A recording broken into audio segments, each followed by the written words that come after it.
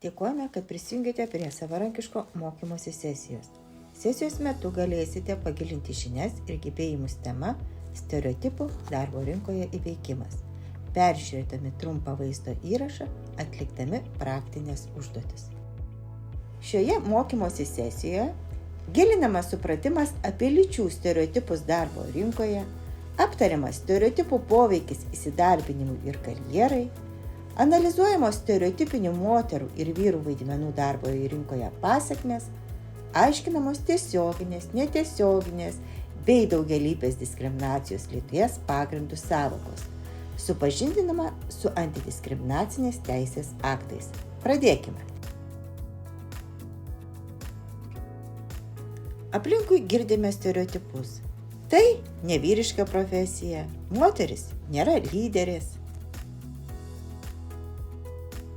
Vyrai neverkia, vyrai privalo uždirbti daugiau, buities darbai ne vyrams. Stereotipinis moterų ir vyrų vaidmenų suvokimas yra išankstinė nuomonė, nesižvelgiant individualius bruožus. Tai taip įprasta, kad net nepastebima daugybėje sferoje – švietimo sistemoje, darbe, šeimoje, visuomeninėme gyvenime.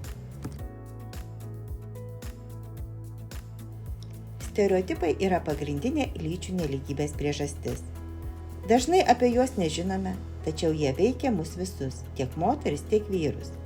Jie apriboja mūsų galimybės ir siekius, renkantis studijas, siekiant karjeros ar priimant gyvenimo sprendimus. Moteris turi daugiau pareigų šeimai, todėl joms sunkiau suderinti asmeninį gyvenimą ir darbą. Beveik pusė europiečių mano, kad svarbiausias moters vaidmuo rūpintis namais ir šeima, o vyro uždirbti pinigus. Moteris ir vyrai nevienodai dalijasi pareigomis šeimai ir atlieka skirtingus buities darbus. Stereotipai lemia neapmokamo darbo namuose pasidalinimą. Europos Sąjungoje 92% moterų ir 68% vyrų pastoviai atlieka neapmokamos priežiūros darbus namuose. Taigi, dauguma moterų atlieka namų ruošos darbus ir rūpinasi vaikais, pagyvenusiais žmonėmis, sergančiais šeimos nariais. Moteris dažniau atsisako karjeros dėl šeimyninių priežasčių. Tai turi tiesioginės įtakos mažesniam jų darbo užmokesčiui, moteris dažniau renkasi darbą ne visą darbo dieną, o tai turi įtakos jų pajamoms, įskaitant pensijas. Taigi, stereotipai daro neigiamą poveikį moterų ekonominiam savarankiškumui. Stereotipai yra kliūtis profesiniams tikslams.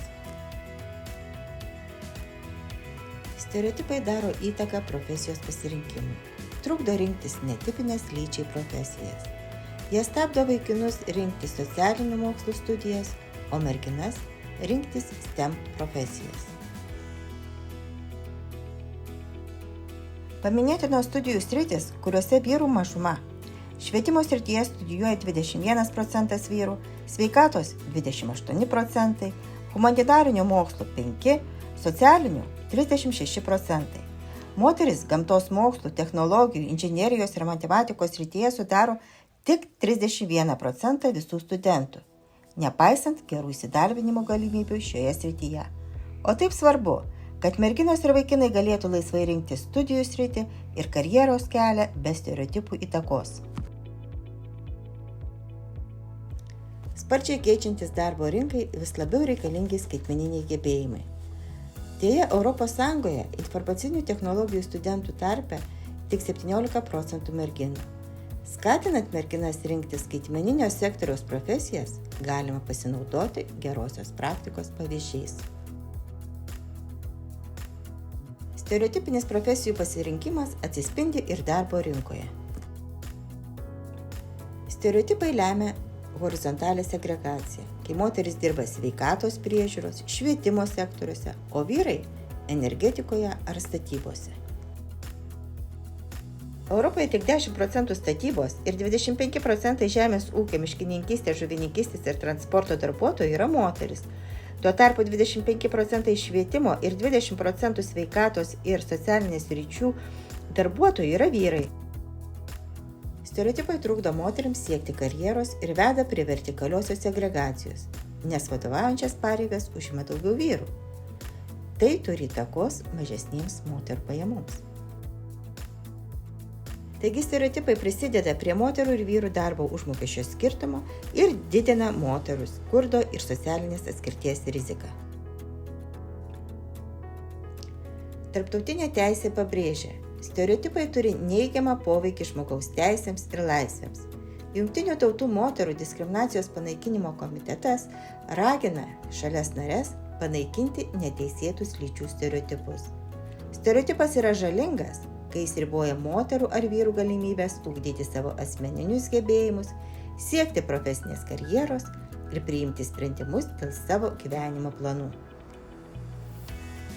ES lyčių lygybės strategijos tiksluose numatytas gyvenimas be smurto ir stereotipų.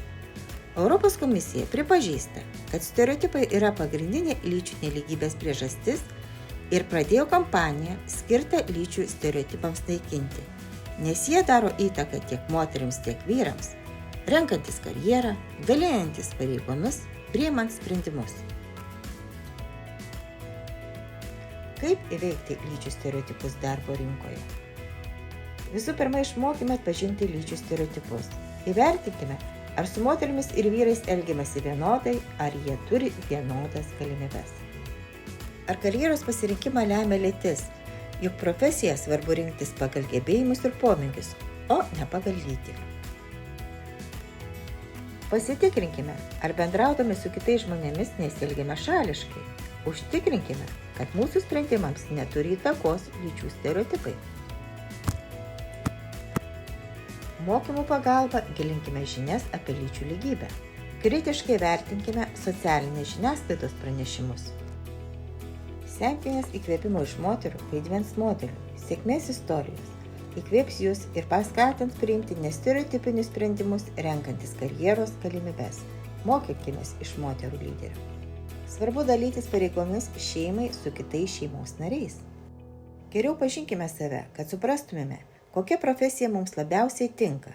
Susipažinkime su įvairių profesijų darbais, įvertinkime savo galimybes, venkime stereotipų renkantis profesiją. Dalyvaukime mentorystės programuose, nevyriausybinių organizacijų vykdomose projektuose, tam, kad įgytume pasitikėjimo savimi.